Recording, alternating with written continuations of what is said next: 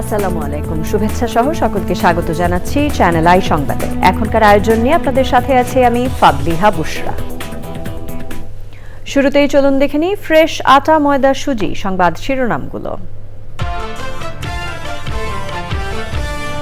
নির্বাচিত হলে কৃষকদের জন্য 10,000 টাকা পর্যন্ত ঋণ মওকুফে তারেক রহমানের ঘোষণা। নির্বাচন বানচালের ষড়যন্ত্র রুখতে সতর্ক থাকার আহ্বান। দেশ পরিচালনার দায়িত্ব পেলে ব্যবসায়ীদের পাহারাদার হবে জামায়াত, বললেন শফিকুর রহমান। লাল ফিতার দৌরাত্ম্য কমানোর প্রতিশ্রুতি। গণভোটে হ্যাঁ বা না ভোটের পক্ষে প্রচার চালাতে পারবেন না সরকারি কর্মকর্তারা, নির্বাচন কমিশনের নির্দেশনা জারি। প্রকৃতি ও জীবন ফাউন্ডেশনের উদ্যোগে প্রকৃতি সংরক্ষণ পদক 2025 প্রদান। বিপন্ন পরিবেশ সংরক্ষণে সচেতনতার তাগিদ।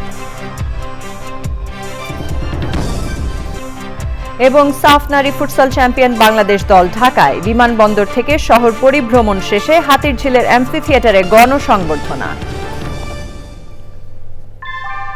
ভূমিকম্প সহনীয় মোস্ট ডিউরেবল দেশের প্রথম থার্মেক্স রড সালাম স্টিল। সালাম স্টিল বোঝে ডিউরেবিলিটি। সালাম স্টিল, মোস্ট ডিউরেবল স্টিল। সংবাদ শিরোনামগুলো জানাচ্ছিলাম। এখনকার এই সংবাদ আয়োজন একই সঙ্গে চ্যানেল আইয়ের ইউটিউব চ্যানেল এবং চ্যানেল আইয়ের ওটিটি প্ল্যাটফর্ম আই স্ক্রিনে লাইভ স্ট্রিম হচ্ছে। বিস্তারিত সংবাদের শুরুতেই জাতীয় সংসদ নির্বাচন 2026 কাউন্টডাউন।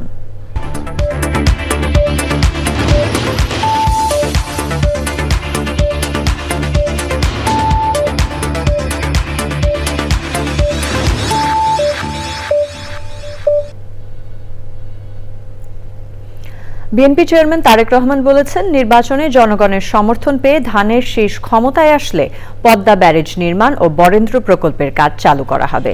রাজশাহীর ঐতিহাসিক মাদ্রাসা মাঠের জনসভায় তিনি আরও বলেন, কৃষকদের জন্য সুদসহ 10,000 টাকা পর্যন্ত কৃষি ঋণ মওকুফ করবে বিএনপি। একটি মহল নির্বাচনকে বানচালের ষড়যন্ত্র করছে। 12 ফেব্রুয়ারি নির্বাচন কেউ যাতে বানচাল করতে না পারে সেজন্য সবাইকে সজাগ থাকার আহ্বান জানান তারেক রহমান। পরে নওগাঁ এটিএম মাঠে নির্বাচনী জনসভায় বক্তৃতা করেন তারেক রহমান। রাজশাহী ও নওগাঁ থেকে জয়দেবের ভিডিও চিত্রে বিস্তারিত জানাচ্ছেন মইনুল হাসান। পদ্মার নীল জলরেখা ছুঁয়ে আসে রাজশাহীর বাতাস। আমের মুকুলে গ্রান, লাল মাটির পথ আর সংগ্রামী মানুষের শহর রাজশাহী। সিলেট, চট্টগ্রাম ও ময়মনসিংহের পর এবার বিএনপির চেয়ারম্যান তারেক রহমানের সমাবেশ পদ্মা নদীর পারের শহর রাজশাহীতে।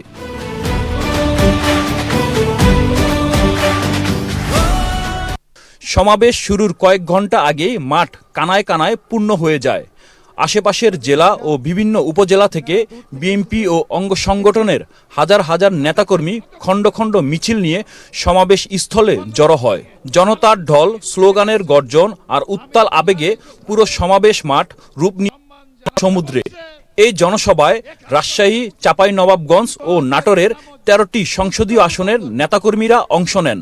দীর্ঘ 22 বছর পর রাজশাহীর ঐতিহাসিক মাদ্রাসা মাঠে সমাবেশে তারেক রহমান আসেন দুপুর 2টায়।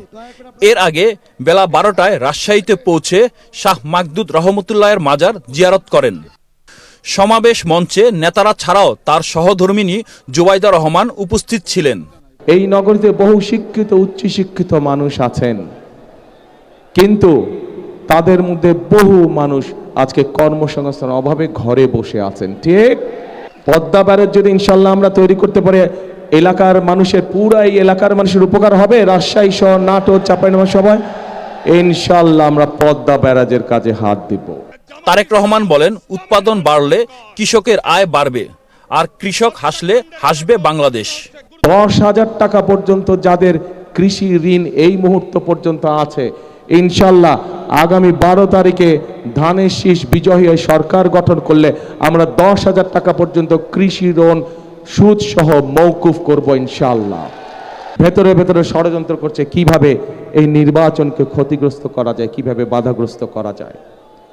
আজ এখানে হাজার লক্ষ মানুষ যারা আপনারা উপস্থিত হয়েছেন, আপনারা সহ আপনারা যত মানুষের সাথে দেখাবে প্রত্যেককে বলবেন যে আগামী 12 তারিখে নির্বাচন যাতে কেউ বানচাল করতে না পারে সেজন্য সকলকে সতর্ক থাকতে হবে, সকলকে সজাগ থাকতে হবে। প্রিয় ভাই বোনেরা, আমরা যদি জনগণ যদি 12 তারিখে সজাগ থাকে, জনগণ যদি 12 তারিখে সতর্ক থাকে, 13 তারিখ থেকে শুরু হবে জনগণের দিন ইনশাআল্লাহ। নির্বাচন প্রচারণার অংশ হিসেবে রাজশাহীতে জনসভায় বক্তব্য দিয়েছেন বিএনপি চেয়ারম্যান তারেক রহমান। তিনি দেশে সুশাসন প্রতিষ্ঠা, কর্মসংস্থান সৃষ্টি ও মানুষের ভোটাধিকার ফিরিয়ে দেওয়ার প্রতিশ্রুতি দিয়েছেন। আসন্ন জাতীয় সংসদ নির্বাচনে ধানের শীষের পক্ষে সবাইকে ঐক্যবদ্ধভাবে কাজ করার আহ্বান জানান তিনি। আপনারা 12 তারিখে নির্বাচন করবেন। এরপর নওগাঁ জেলায় জনসভায় বক্তব্য রাখেন তারেক রহমান। আপনাদেরকে চোখ কান খোলা রাখতে হবে, আপনাদেরকে চোখ কান খোলা রাখতে হবে যাতে ষড়যন্ত্র করে আপনাদের ভোট এদিক ওদিক না করে। ব্যালট বাক্স পাহারা দিতে হবে। 2008 সালে কি হয়েছিল মনে আছে? 2008 সালে কিন্তু ওই যে ম্যাজিক দেখা না, ম্যাজিক এই আছে এই নাই, ওই খালি বক্স দেখায় ভরা বক্স দেখা দিচ্ছে। তারপরে মনে আছে 2008 সালের ঘটনা? কাজে এই ব্যাপারে সতর্ক থাকতে হবে আপনাদেরকে। এই যে নওগাঁ জেলা, মনুল হাসান, চ্যানেল আই, নওগাঁ। দেশ পরিচালনার দায়িত্ব পেলে ব্যবসায়ীদের জন্য পাহারাদার হবে বাংলাদেশ জামায়াতে ইসলামী। লাল ফিতার দৌরাত্ম্য কেটে টুকরো এবং চাঁদাবাজি দমন করে সবাইকে হালাল রুজিতে ফিরিয়ে আনারও প্রতিশ্রুতি দেন জামায়াত আমির ডক্টর শফিকুর রহমান। ত্রয়োদশ জাতীয় সংসদ নির্বাচন নিয়ে ব্যবসায়ীদের সাথে এক আলোচনায় তিনি এসব কথা বলেন। মাসরুর শাকিলের রিপোর্ট। জাতীয় সংসদ নির্বাচনকে সামনে রেখে ব্যবসায়ীদের সাথে কুশল বিনিময় এবং আলোচনায় জামায়াতের আমির। বাংলাদেশ গড়তে তিনি ব্যবসায়ীদের অভয় দিয়ে বলেন, আগামীর বাংলাদেশ হবে লাল ফিতার দৌরাত্ম্য এবং চাঁদাবাজ মুক্ত। আমরা কমিটেড, আল্লাহ তাআলা সুযোগ দিলে আপনাদের এই সেবা আমরা করব ইনশাআল্লাহ। লাল ফিতাকে টুকরা টুকরা করে কেচি দিয়ে কেটে দেব, লাল ফিতা কারো হাতে থাকতে দেব না। এ সময় প্রতিষ্ঠানের কর্মীদের সাথে সৌহার্দ্যপূর্ণ আচরণ করতে ব্যবসায়ীদের প্রতি আহ্বানও জানান তিনি। বলেন, 18 কোটি মানুষের মাঝে জামায়াত ইসলামী কোনো বিভেদ সৃষ্টি করবে না। আমরা হালাল রুজির জগতে সবাইকে ফিরিয়ে আনতে চাই। ব্যবসায়ী বন্ধুরা, আমরা ইনশাআল্লাহ আপনাদের জন্য পাহারাদারের ভূমিকা পালন করব। কারণ আপনারা কি করেন? আপনারা লক্ষ লক্ষ মানুষকে সার্ভিস প্রোভাইড করেন। একটা মানুষকে সার্ভিস প্রোভাইড করা মানে একটা ফ্যামিলিকে লুক আফটার করা। এই যারা লক্ষ লক্ষ ফ্যামিলিকে লুক আফটার করছেন তাদের প্রতি আমাদের দায় আছে। ব্যবসায়ীরা বলেন, দেশের আমলাতন্ত্র নিজেদের রাজা মনে করে, এর দৌরাত্ম্য কমাতেই হবে। বাংলাদেশে এখন সবচেয়ে বড় সমস্যা হলো ব্যুরোক্রেসি। এই ব্যুরোক্রেসি একদম পচে গেছে। এটাকে ঠিক করার জন্য আপনারা যারা ক্ষমতায় আসেন, এই ব্যুরোক্রেসিকে ঠিক না করা পর্যন্ত এখন তারা হয়ে গেছে রাজা, আমরা প্রজা। গভর্নমেন্ট যদি চায়, লাল ফিতা কোথায় দৌড়ায়? পায়ের নিচে থাকে লাল ফিতা। যারা অর্থ পাচার করেছে তাদেরকে চিহ্নিত করেছে, যাদের ফ্যামিলি বাইরে আছে তারা সরকারি চাকরি করছে, তারা ব্যবসা করছে, তারা এমপি, তারা আর্মি জেনারেল কিংবা তারা আইনজ্ঞ, তাদেরকে চিহ্নিত করেছে একটা কান্ট্রি করে বলেছে দে আর নেকেড। এবং আমরা আশা করি বাংলাদেশে এই যে তরুণরা রক্ত দিয়ে আপনাদের যে পরিবর্তন এনে দিল, আপনারাও নেকেডদেরকে চিহ্নিত করবেন। আজকে এখানে আসতে আমাদের সংকোচ করছিল। কেন আমার মধ্যে এই সংকোচটা বোধ কাজটা করবে? এটা তো কোনো কারণ ছিল না। বাংলাদেশ তো আমাদের। শিল্প সুরক্ষা এবং নীতি সহায়তায় আগামীতে যে সরকারি ক্ষমতা আসুক তাদের কাছে ব্যবসা বান্ধব নীতি প্রণয়নের এবং তা বাস্তবায়নের আহ্বান জানান ব্যবসায়ীরা। Masrur Shakil, channel I, Dhaka. ঢাকায় প্রায় সব আসনে জোর কদমে চলছে নির্বাচনী প্রচার। বিকেল থেকে রাত পর্যন্ত নির্বাচনী প্রচারে ভোটারদের সাথে কুশল বিনিময় এবং তাদের ভোগান্তি ও আশা প্রত্যাশার কথা শুনেছেন প্রার্থীরা।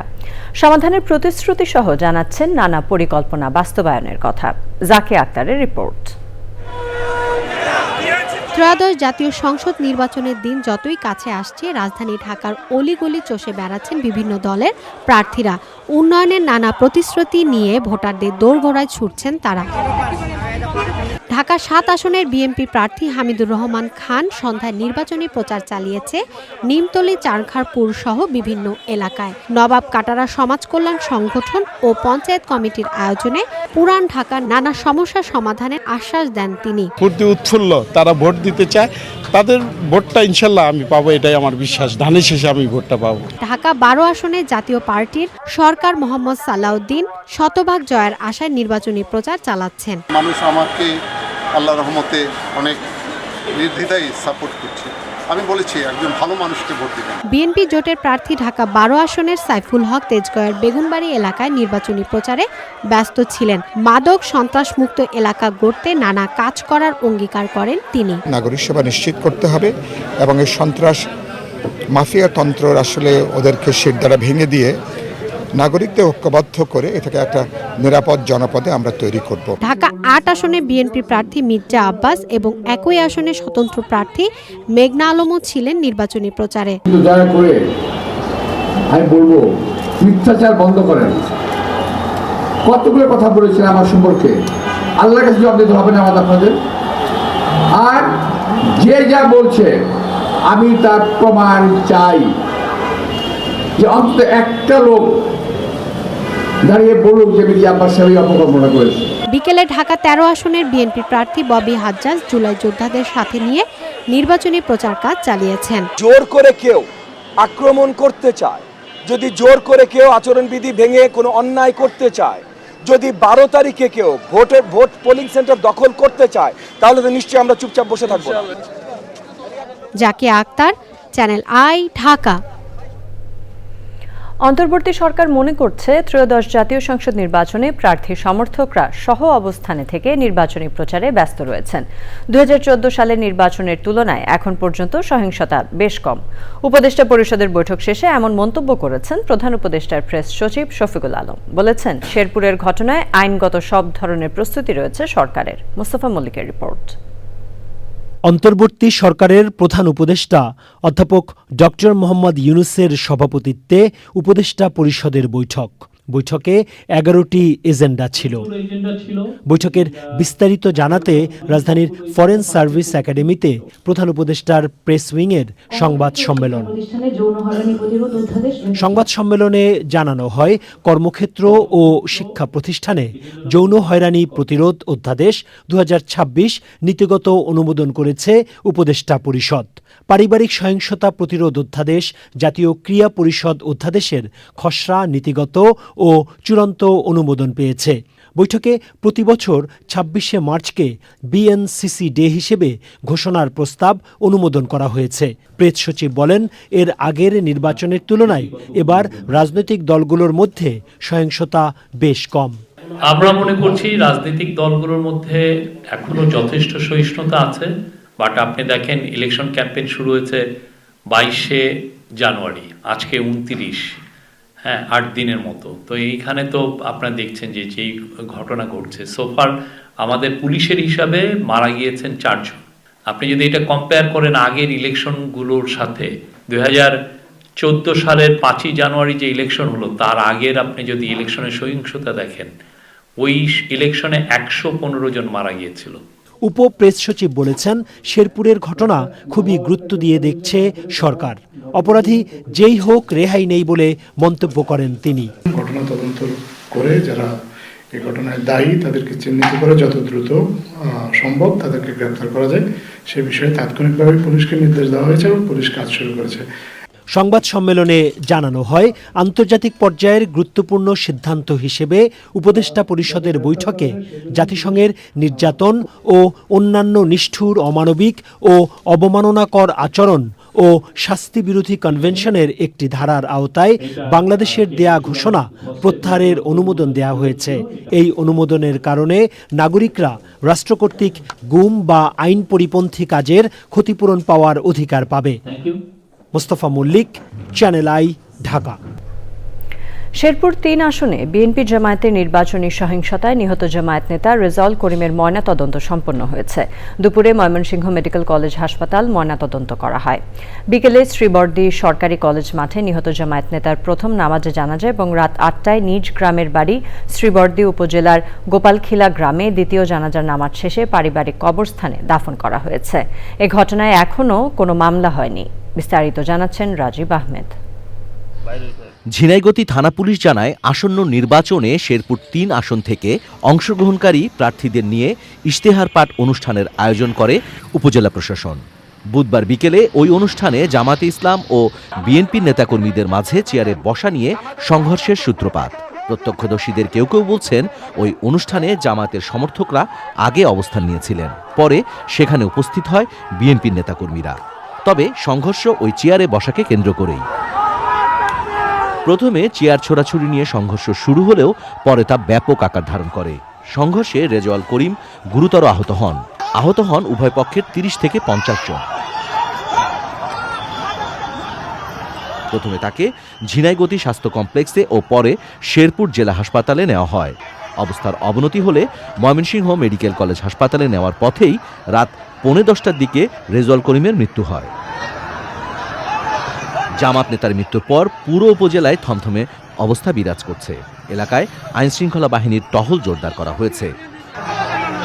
Rajib Ahmed, channel I. বুধবার শেরপুরের ঝিনাইগাতি মিনি স্টেডিয়ামে নির্বাচনী ইশতেহার পাঠ অনুষ্ঠানে সংঘর্ষে জামায়াত নেতার মৃত্যুর ঘটনায় তাৎক্ষণিক সিদ্ধান্তে ইউএনও ওসিকে প্রত্যাহারের সিদ্ধান্ত নিয়েছে নির্বাচন কমিশন। বৃহস্পতিবার নির্বাচন কমিশনে ইসি সচিব আখতার আহমেদ সাংবাদিকদের বলেন, এ ঘটনায় তদন্ত প্রতিবেদন পাওয়ার পর দায়ী প্রার্থীদের বিরুদ্ধে ব্যবস্থা নেওয়া হবে। লায়লা নওশিনের রিপোর্ট।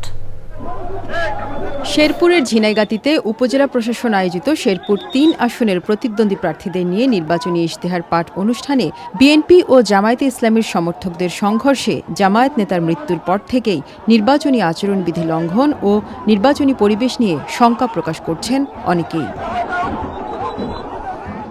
শেরপুরের ঘটনায় নির্বাচন কমিশন কী পদক্ষেপ নিয়েছে এমন প্রশ্ন করা হলে ইসি সচিব জানান, তাৎক্ষণিক সিদ্ধান্তে ইউএনও ও ওসিকে প্রত্যাহারের কথা, বাকি সিদ্ধান্ত তদন্ত প্রতিবেদনের পরে নেয়ার কথা বলেন তিনি। দুর্ভাগ্যজনক ঘটনা ঘটেছে এবং তার ধারাবাহিকতায় প্রশাসনিক সিদ্ধান্ত হিসেবে এই মুহূর্তে ইউএনও এবং ওসিকে প্রত্যাহার করার সিদ্ধান্ত নেওয়া হয়েছে। বাকি যে প্রসিডিউরাল অ্যাসপেক্টস সেগুলো নিশ্চিত করা হবে অ্যাজ সুন অ্যাজ পসিবল। আর স্থানীয়ভাবে যদি এটা নিষ্পত্তি হয় তাহলে সেটা স্থানীয়ভাবে থাকে। আমি রিপোর্টটা না পাওয়া পর্যন্ত তো কিন্তু তাৎক্ষণিকভাবে যে ব্যবস্থাটা সেটার কথা আমি বলেছি। 8 ফেব্রুয়ারির মধ্যে আদালতে প্রার্থিতা বহাল বা পুনর্বহাল হলে তা পোস্টাল ব্যালটে সংযোজন করার কথা জানান তিনি। 8 ফেব্রুয়ারির পরে যদি কারোর প্রার্থিতা পুনর্বহাল হয় সেক্ষেত্রে পোস্টাল ব্যালট তাদের ক্ষেত্রে প্রযোজ্য হওয়ার সুযোগ নেই, কেননা ব্যালট ছাপিয়ে তাদেরকে পাঠিয়ে তারপরে রিটার্নিং অফিসারের কাছ থেকে ফেরত পেতে যে সময়টুকু দরকার সে ন্যূনতম সময়টুকু থাকবে না। সাংবাদিকদের দাবির প্রেক্ষিতে নির্বাচনের সংবাদ সংগ্রহের জন্য অন্যান্যবারের মতো ম্যানুয়ালি নিবন্ধনের সিদ্ধান্ত নিয়েছে ইসি। নতুন করে অনলাইনে আবেদনের প্রয়োজন নেই বলে জানান ইসি সচিব। সকালে প্রধান নির্বাচন কমিশনারের সাথে এ বিষয়ে বৈঠক করেন সাংবাদিক নেতারা। Laila Nowshin, channel I, Dhaka. BNP মহাসচিব মির্জা ফখরুল ইসলাম আলমগীর বলেছেন, জামায়াত 1971 সালে পাকিস্তানি হানাদার বাহিনীকে সহযোগিতা করেছে এবং তারা এখনও জাতির কাছে ক্ষমা চায়নি। তাদের ক্ষমা চেয়ে ভোট চাওয়ার পরামর্শ দেন তিনি। দুপুরে ঠাকুরগাঁও আরাজি চণ্ডীপুর সরকারি প্রাথমিক বিদ্যালয় মাঠে ঠাকুরগাঁও 1 আসনের বিএনপি প্রার্থী মির্জা ফখরুল ইসলাম আলমগীর নির্বাচনী জনসভায় এসব কথা বলেন। মির্জা ফখরুল বলেন, অন্তর্বর্তী সরকার কৃষকের সারের ব্যবস্থা করতে পারেনি। বিএনপি সরকার গঠন করলে সার খোলা বাজারে পাওয়া যাবে।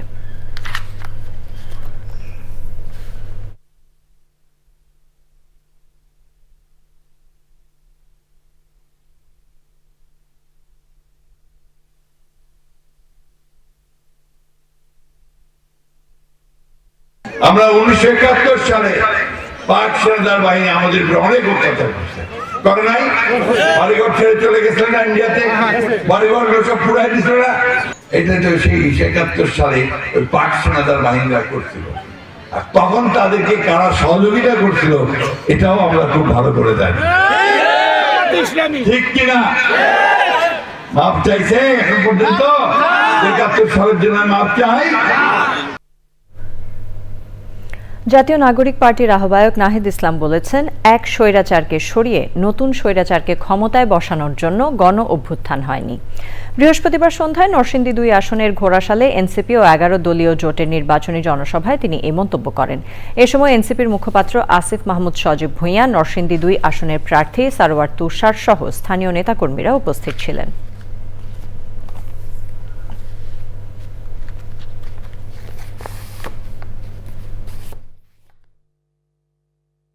দল প্রথম থেকে সেই সংস্কারের বিরোধিতা করে গিয়েছে। তারা ফ্যাসিবাদী আমলে 31 দফা দিয়ে রাষ্ট্র সংস্কারের প্রতিশ্রুতি দিয়েছিল জনগণের কাছে, কিন্তু 5ই আগস্টের পরে দেখলাম তাদের সেই প্রতিশ্রুতি নাই, বরং তারা জাতির সাথে প্রতারণা করে সকল সংস্কারের বিরুদ্ধে নোট অফ ডিসেন্ট দিয়েছে। ফলে আপনারা মিলিয়ে নেবেন কে কি কমিট করে এবং কে তার প্রতিশ্রুতি কতটুকু রক্ষা করে। কেউ কথা দিলে তো কথা রক্ষা করতে হবে। শেখ হাসিনার সময় যে কথা দিয়েছিল রাষ্ট্র সংস্কারের 31 দফা, সেই 31 দফার কোনো কথাই তারা পরবর্তীতে রাখে নাই। এবং আগামী নির্বাচনে যদি তারা জয়ী হতে পারে তাহলে তার একটি কথাও তারা কখনোই আর রাখবে না।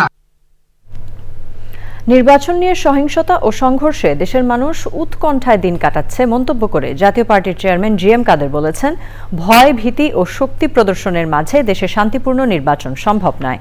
রংপুরে নিজ বাসভবনে সাংবাদিকদের এসব কথা বলেন তিনি আরও বলেন, দেশে একতরফাভাবে নির্বাচন হলে শান্তি শৃঙ্খলা বজায় থাকবে না। এ সময় ছিলেন জেলা জাতীয় পার্টির আহ্বায়ক আজমল হোসেন লেবু, জাপা নেতা ফারুক আহমেদ এবং অন্যরা।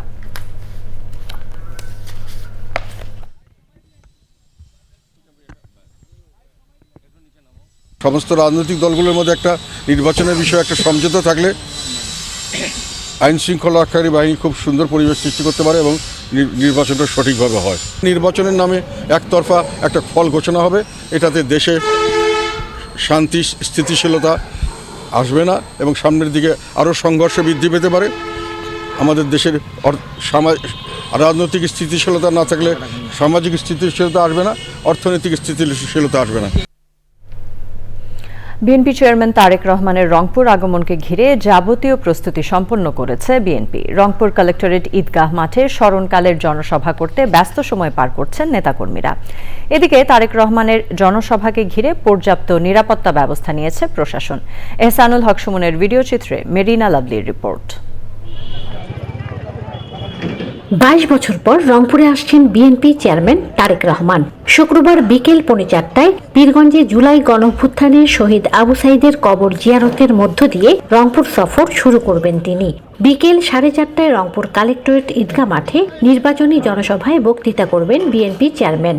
তারেক রহমানের আগমনকে ঘিরে মঞ্চ প্রস্তুত সহ যাবতীয় প্রস্তুতি সম্পন্ন করছে বিএনপি। তারেক রহমান রংপুরের মাটিতে আসবে, সেটি শুধু রংপুর জেলায় নয়, এটি রংপুর বিভাগের প্রত্যন্ত অঞ্চল থেকে লক্ষ লক্ষ মানুষ কালকে যোগদান করবে। তারেক রহমানের আগমনকে ঘিরে উজ্জীবিত রংপুরের নেতাকর্মীরা। সাধারণ জনগণ এত উৎফুল্ল আমরা পরিলক্ষিত হচ্ছি। উনি যে আসছেন অবশ্যই আমরা অনেক আমাদের খুশি। ধানের শীষকে ভোট দিয়ে ধানের শীষের পক্ষে থেকে তাকে আমরা প্রধানমন্ত্রী দেখতে চাই। বিএনপি চেয়ারম্যান তারেক রহমানের জনসভাকে ঘিরে নিশ্ছিদ্র নিরাপত্তার কথা জানিয়েছে আইন শৃঙ্খলা বাহিনী। ট্রাফিক ব্যবস্থাপনা আছে, আমরা এর পাশাপাশি যেখানে ভেন্যু আছে সেখানে এবং যে রাস্তায় মুভমেন্ট হবে সে রাস্তাগুলো যাতে নিরাপদ থাকে আমরা সেজন্য গোয়েন্দা নজরদারি রাখছি।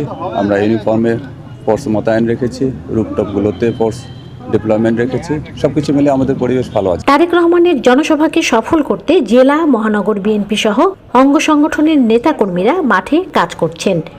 দীর্ঘ 22 বছর পর রংপুরের মাটিতে বিএনপি চেয়ারম্যান তারেক রহমান আসার খবরে উচ্ছ্বসিত দলের নেতাকর্মীরা। তার আগমনের মধ্য দিয়ে পাল্টে যাবে এই অঞ্চলের ভোটের সমীকরণ, এমনই মনে করছেন দলের নেতাকর্মী সহ রাজনৈতিক বিশ্লেষকরা। রংপুরের কালেক্টরেট ঈদগাহ মাঠ থেকে মেরিনা লাভলি, চ্যানেল আই। 12 ফেব্রুয়ারি জাতীয় সংসদ নির্বাচনের দিন অনুষ্ঠেয় গণভোট নিয়ে সরকারি কর্মকর্তা কর্মচারীরা হ্যাঁ অথবা নায়ের পক্ষে কোনো ধরনের প্রচারণায় অংশ নিতে পারবেন না। নির্বাচন কমিশন এ নির্দেশ দিয়েছে। বৃহস্পতিবার এ বিষয়ে একটি বিশেষ নির্দেশনা জারি করেছে নির্বাচন কমিশন সচিবালয়। ইসির নির্দেশনায় বলা হয়েছে, গণভোট অধ্যাদেশ 2025-এর ধারা 21 এবং গণপ্রতিনিধিত্ব আদেশ আরপিও 1972-এর অনুচ্ছেদ 86 অনুযায়ী প্রজাতন্ত্রের কর্মে নিয়োজিত কোনো ব্যক্তি গণভোট বিষয়ে জনগণকে কেবল অবহিত বা সচেতন করতে পারবেন, তবে তিনি কোনোভাবেই গণভোটে হ্যাঁ অথবা নায়ের পক্ষে ভোট প্রদানের আহ্বান জানাতে পারবেন না। ইসি জানায়, 1972-এর অনুচ্ছেদ 86 অনুযায়ী একটি দণ্ডনীয় অপরাধ হিসেবে গণ্য হবে। নির্দেশনায় আরও বলা হয়েছে, উল্লেখিত আইন অনুযায়ী প্রয়োজনীয় ব্যবস্থা গ্রহণের জন্য সংশ্লিষ্ট সবাইকে নির্দেশক্রমে অনুরোধ করা হলো।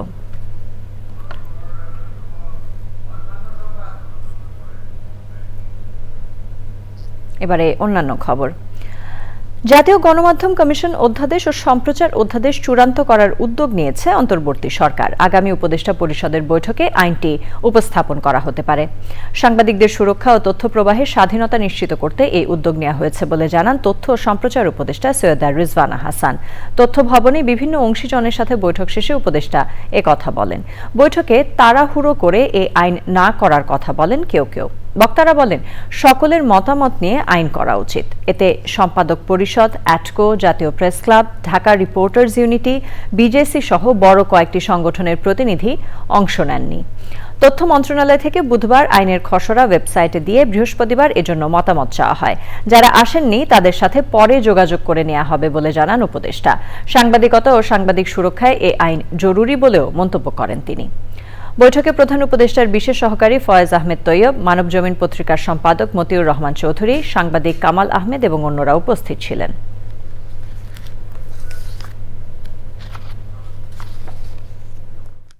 আইন দুটোই প্রয়োজন। সম্প্রচার নিয়ে একটা আইন হওয়া প্রয়োজন এবং একই সাথে গণমাধ্যম কমিশনের একটা আইন হওয়া প্রয়োজন। এটার ব্যাপারে মোটামুটিভাবে একটা একমত আছে। 16 বছরের সাংবাদিকতা এবং সাংবাদিকরাও অনেক হুমকির মধ্যে পড়েছে, সেখান থেকেও একটা সুরক্ষার প্রয়োজন আছে। একই সাথে আবার অনেক রকমের অপপ্রচার হয়, তো সরকারের উপর দাবি থাকে অপপ্রচারগুলো নিয়ন্ত্রণ করেন। সেগুলো যদি সরকার কোনো আইনি কাঠামো ছাড়া নিয়ন্ত্রণ করতে যায়, সেখানে একটা স্বেচ্ছাচারিতার সুযোগ তৈরি হতে পারে। সেজন্য একটা সম্প্রচার নিয়ে আইন এবং একটা গণমাধ্যম কমিশন আইন, এটার ব্যাপারে গুরুত্বপূর্ণ স্টেক হোল্ডার আজকে আসেননি। এটা হয়তো বা গতকালই তো তাদেরকে বলা হয়েছে, আমরা তাদের সাথে আলাদা করে কথা বলে নেব। আমরা চেষ্টা করব আমাদের সময় আইন দুটো অন্তত চূড়ান্ত করে যেতে। যথেষ্ট পরিমাণে আলাপ আলোচনা করেই করতে হবে। খুব তাড়াহুড়া করার কারণে সবার মতামত হয়তো তারা সরকার এখনো নিতে পারেনি। আমি আশা করি যে আগামী 4-5 দিনের মধ্যে আরও যারা অংশীজন আছেন তাদের সাথে কথাবার্তা বলে সরকার তাদের মতামতটা নিতে পারবেন। সরকার বাংলাদেশের প্রাণীকুলের লাল তালিকা হালনাগাদ প্রকল্পের কাজ শুরু করেছে জানিয়ে পরিবেশ উপদেষ্টা সৈয়দা রিজওয়ানা হাসান বলেছেন, বন্যপ্রাণী সংরক্ষণ তালিকা তৈরির পাশাপাশি তাদের আবাসস্থল সংরক্ষণ প্রয়োজন। জাতীয় বন্যপ্রাণী লাল তালিকা নীতি নির্ধারণের জন্য IUCN সুপারিশ হিসেবে কাজ করবে জানান country representative Bipasha S Hossain. Syed Madih অদিতের রিপোর্ট। হুমকিতে পড়েছে বাংলাদেশের বন, জলাভূমি ও উপকূলীয় অঞ্চলের প্রাণীকুল। এমন বাস্তবতায় প্রাণী সংরক্ষণের রেড লিস্ট হালনাগাদকরণ শীর্ষক কর্মশালা আলোচনায় মাঠ পর্যায়ের গবেষণা ও বৈজ্ঞানিক তথ্যের ভিত্তিতে বিভিন্ন প্রাণী প্রজাতির বর্তমান অবস্থার বিশ্লেষণ তুলে ধরা হয়।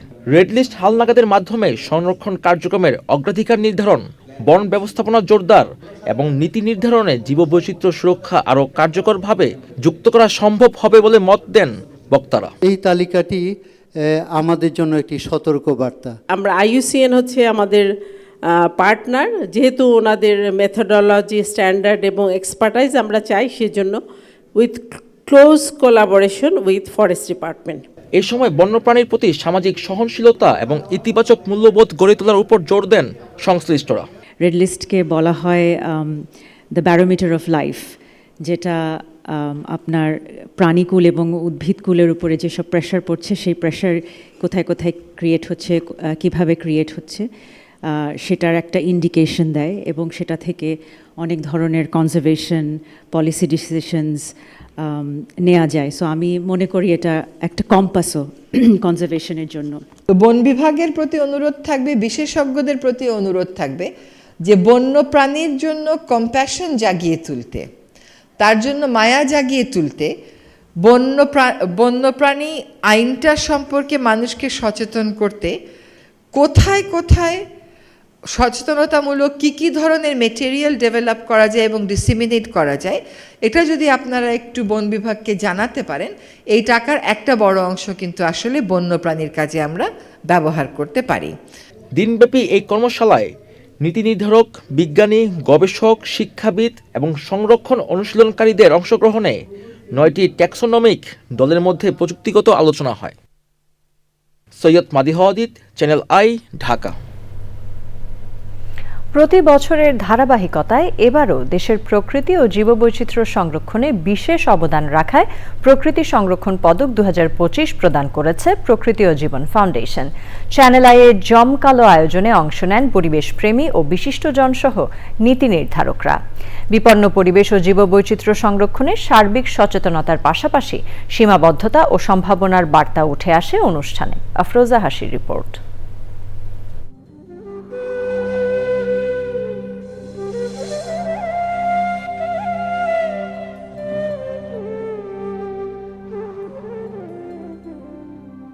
প্রকৃতি ও জীবন ফাউন্ডেশনের 17 বছরে পদার্পণ ও 14তম প্রকৃতি সংরক্ষণ পদক প্রদান উপলক্ষে চ্যানেল আইয়ের চেতনা চত্বরে বর্ণিল আয়োজন।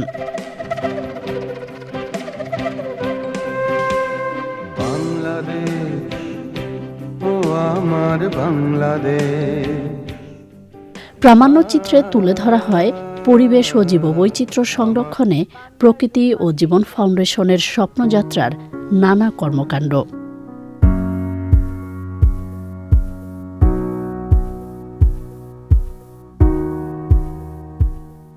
পরিবেশ ও জীববৈচিত্র্য সংরক্ষণে সার্বিক সচেতনতার তাগিদ দেন প্রকৃতিবন্ধু বীর মুক্তিযোদ্ধা মুকিত মজুমদার বাবু। এই ভবিষ্যৎ নির্মাণে আমরা একসাথে সকলে কাজ করব, এই অঙ্গীকারই থাক আজকে। এবং আমরা যখনই এগিয়ে আসব, এই দেশটা ভালো থাকবে, আমরা ভালো থাকব, আমাদের ভবিষ্যৎ প্রজন্ম ভালো থাকবে।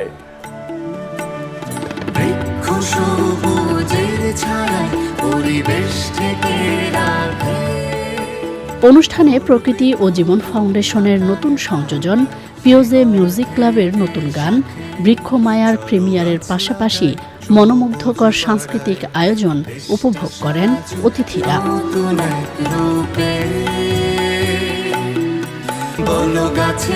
আফরোজা হাসি, চ্যানেল আই, ঢাকা। বর্ণাঢ্য ও আনন্দঘন পরিবেশে অনুষ্ঠিত হল বিএএফ শাহীন কলেজ ঢাকার বার্ষিক পুরস্কার বিতরণ ও সাংস্কৃতিক অনুষ্ঠান। প্রধান অতিথি ছিলেন বিমান বাহিনী প্রধান air chief marshal Hasan Mahmud Khan. তিনি লেখাপড়ায় কৃতিত্ব অর্জনকারী ছাত্রছাত্রী ও সাংস্কৃতিক প্রতিযোগিতায় বিজয়ী শিক্ষার্থীদের মাঝে পুরস্কার বিতরণ করেন। বিভিন্ন প্রতিযোগিতায় কলেজের প্রথম থেকে দ্বাদশ শ্রেণীর ঈশা খাঁ, নজরুল, তিতুমির ও শেরি বাংলা হাউসের ছাত্রছাত্রীরা অংশগ্রহণ করেন। অনুষ্ঠানে বিমান বাহিনীর ঊর্ধ্বতন কর্মকর্তা, কলেজের অধ্যক্ষ, শিক্ষক, শিক্ষার্থী ও অভিভাবকরা এ সময় উপস্থিত ছিলেন।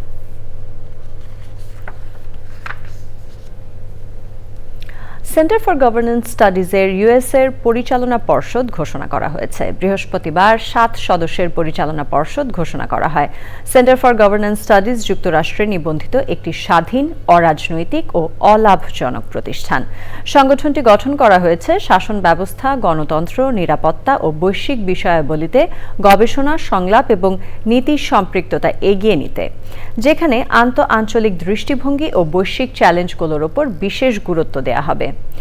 সিজিএস ইউএসের পরিচালনা পর্ষদে রয়েছেন founding board chair, channel I এর 3য় মাত্রার সঞ্চালক Zillur Rahman, international public management network যুক্তরাষ্ট্রের president doctor Clay Goodlove Scott, যুক্তরাষ্ট্রের ইলিনয় স্টেট ইউনিভার্সিটির distinguished professor doctor Ali Riaz, innovation টিকার যুক্তরাষ্ট্রের cofounder Aria Nijat, Asian development ব্যাংকের সাবেক lead economist doctor Mohammad Parvez Imdad, যুক্তরাষ্ট্রের অর্থনীতিবিদ সেলচুক খায়েল ইনান ও সেন্টার ফর গভর্নেন্স স্টাডিজের নির্বাহী পরিচালক পারভেজ করিম আব্বাসি। এবারে জানাবো নিটোল টাটা আন্তর্জাতিক সংবাদ।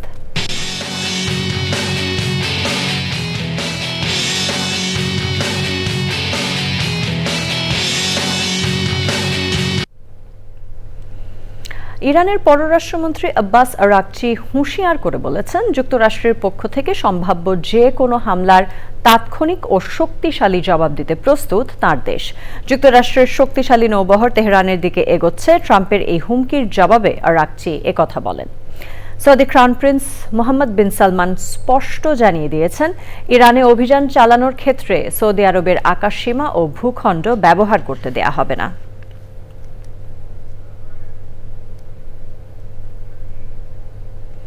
আইস্ক্রিন সাংস্কৃতিক সংবাদ।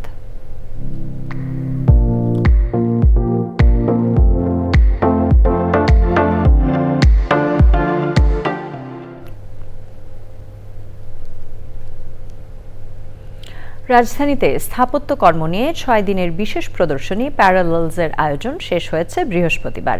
এ প্রদর্শনীতে অংশ নেয় দেশের 8টি স্থাপত্য প্রতিষ্ঠান। সুলতানা হিমুর রিপোর্ট। শৈল্পিক ও নান্দনিকতার মিশেলে স্থাপত্য শিল্প হয়ে উঠতে পারে একটি গল্প। সেই বিষয়টিকে ভিন্নভাবে প্রদর্শনীতে তুলে ধরলেন দেশের 8টি স্থাপত্য প্রতিষ্ঠান। প্যারালেলস শিরোনামে 6 দিনব্যাপী বিশেষ প্রদর্শনীতে উঠে আসে স্থাপত্য শিল্পের নানা দিক। আয়োজনের সমাপনী দিনে স্থাপত্য শিল্পের বিশিষ্টজন ও শিক্ষার্থীরা বলেন, স্থাপত্য শিল্পের প্রতি তরুণ প্রজন্মের আগ্রহ বাড়াতে এই উদ্যোগ প্রশংসনীয়। এখানে প্রপার আর্কিটেকচারাল ইনস্টলেশনস করা, পুরোটা একটা স্টোরির মধ্যে দিয়ে যাওয়া, and I am very happy যে এটা অ্যাকচুয়ালি ইজ ক্রিয়েটিং আ বাজ ওভার সোশ্যাল মিডিয়া। যে অনেক ধরনের আর্ট ইনস্টলেশন আছে, স্থপতিরাই তাদের স্থাপত্য শিল্পকে শিল্পের মাধ্যমে প্রকাশ করছেন। আমাদের নলেজ অনেক কম, বাট এখন আমাদের শেখার সময়, সো এখানে আসলে অনেক কিছু শিখতে আসছে। প্রদর্শনীতে অংশ নেয় Zubair Hasan architects, Kazi Fida architects, from .3 architects, group of architects and thinkers, Saika Iqbal মেঘনা ও শুভ্র শোভন চৌধুরী, কিউনাসাইট, দেহসার ওয়ার্কস এবং Roofliner studio of architecture. Sultana Himu, channel I, Dhaka. Dhaka international mobile film festival 2026-এর প্রেস কনফারেন্স হয়েছে। বৃহস্পতিবার ইউনিভার্সিটি অফ লিবারেল আর্টস বাংলাদেশের মিডিয়া স্টাডিজ অ্যান্ড জার্নালিজম বিভাগের আউটরিচ প্রোগ্রামের আয়োজনে প্রেস কনফারেন্সটি আয়োজন করা হয়। 31 জানুয়ারি থেকে 1 ফেব্রুয়ারি পর্যন্ত ইনফিনিক্স মোবাইল বাংলাদেশ এবং স্টার সিনেপ্লেক্সের সহযোগিতায় ফিল্ম ফেস্টিভ্যাল অনুষ্ঠিত হবে। উৎসবের প্রথম দিন ইউল্যাব স্থায়ী ক্যাম্পাসে এবং দ্বিতীয় দিন অনুষ্ঠিত হবে স্টার সিনেপ্লেক্স সীমান্ত সম্ভারে। এই উৎসবে 24টি দেশের নির্মাতারা অংশ নেবেন। 131টি চলচ্চিত্র জমা পড়েছে। এর মধ্য থেকে 6টি বিভাগে 25টি চলচ্চিত্র প্রদর্শনের জন্য নির্বাচিত হয়েছে। ঢাকা ব্যাংক পিএলসি বাণিজ্য সংবাদ।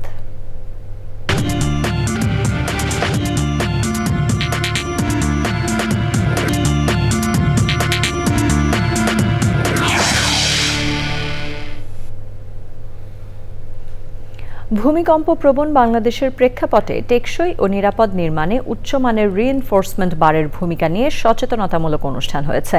খুলনা উন্নয়ন কর্তৃপক্ষ কেডিএ এবং বাংলাদেশ আকিজ ইস্পাত লিমিটেডের যৌথ উদ্যোগে কেডিএ মিলনায়তনে এ অনুষ্ঠান হয়। এতে প্রধান অতিথি ছিলেন কেডিএর chairman brigadier general Mohammad Jahangir Hossain. বিশেষ অতিথি ছিলেন বাংলাদেশ আকিজ ইস্পাত লিমিটেডের প্রধান নির্বাহী কর্মকর্তা গালিব মোহাম্মদ। সেমিনারে মূল প্রবন্ধ উপস্থাপন করেন বাংলাদেশ প্রকৌশল বিশ্ববিদ্যালয় বুয়েটের প্রকৌশল বিভাগের অধ্যাপক ডক্টর মেহেদি আহমেদ আনসারি। অনুষ্ঠানে সভাপতিত্ব করেন প্রকৌশলী কাজী মোহাম্মদ সাবিরুল আলম।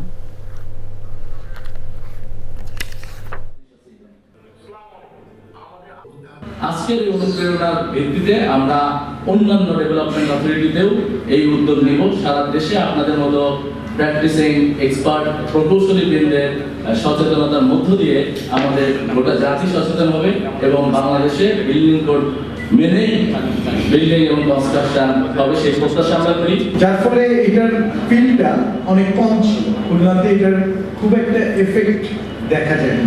এফেক্ট বলতে হচ্ছে স্ট্রাকচারাল ক্ষতি। আসলে স্ট্রাকচারাল ক্ষতি না হলে তো মানুষের উপরে এটার এফেক্টটা সেভাবে পড়ে না। ফেনীর শিশু নাশিদ হত্যা মামলায় 3 আসামিকে মৃত্যুদণ্ড দিয়েছেন আদালত। একই সাথে প্রত্যেক আসামিকে 1 লাখ টাকা করে জরিমানা, অনাদায়ে আরও 6 মাসের সশ্রম কারাদণ্ডের রায় দেয়া হয়। জেলা নারী ও শিশু নির্যাতন দমন ট্রাইব্যুনালের বিচারক ANM মোর্শেদ খান এ রায় ঘোষণা করেন। ফেনীতে মুক্তিপণ না পেয়ে 4র্থ শ্রেণীর শিক্ষার্থী আহনাফ আল মাইন নাশিদকে হত্যা করে মরদেহ স্কুল ব্যাগে পাথর ভরে ডোবায় ফেলে দেওয়ার দায়ে 3 আসামিকে মৃত্যুদণ্ড দিয়েছেন আদালত। এই রায়ে সন্তোষ প্রকাশ করেন রাষ্ট্রপক্ষের আইনজীবী এবং মামলার বাদী।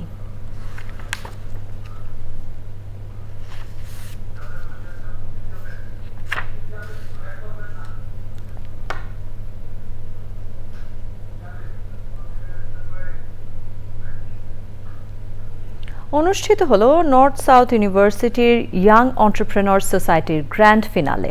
সাউথ ইস্ট ব্যাংকের আয়োজনে পুরস্কৃত করা হয় বিজয়ী শিক্ষার্থীদের নাম। আয়োজকরা বলেন, আন্তঃবিশ্ববিদ্যালয়ের এই উদ্যোক্তা প্রতিযোগিতা উদ্ভাবনী কাজে শিক্ষার্থীদের অনুপ্রাণিত করবে। এ সময় ছিলেন নর্থ সাউথ ইউনিভার্সিটির ট্রাস্টি বোর্ডের সদস্য MA কাশেম সহ পৃষ্ঠপোষকতাকারী প্রতিষ্ঠানের ঊর্ধ্বতন কর্মকর্তারা।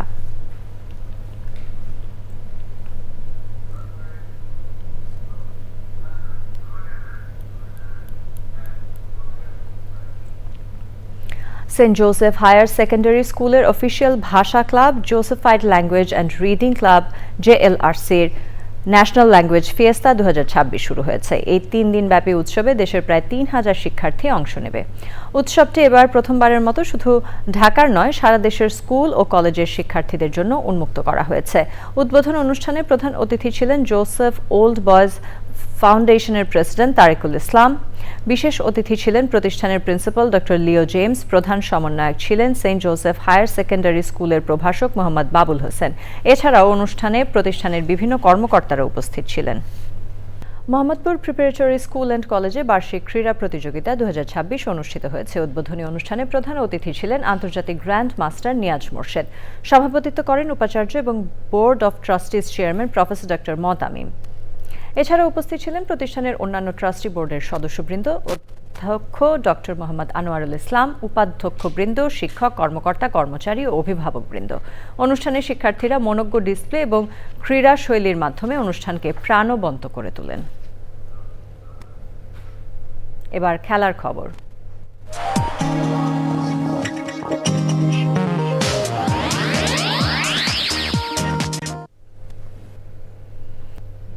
এরই সাথে আয়োজনের শেষ পর্যায়ে আমরা, তবে যাবার আগে ফ্রেশ আটা ময়দার সুজি সংবাদ শিরোনামগুলো জানিয়ে দিচ্ছে আরও একবার।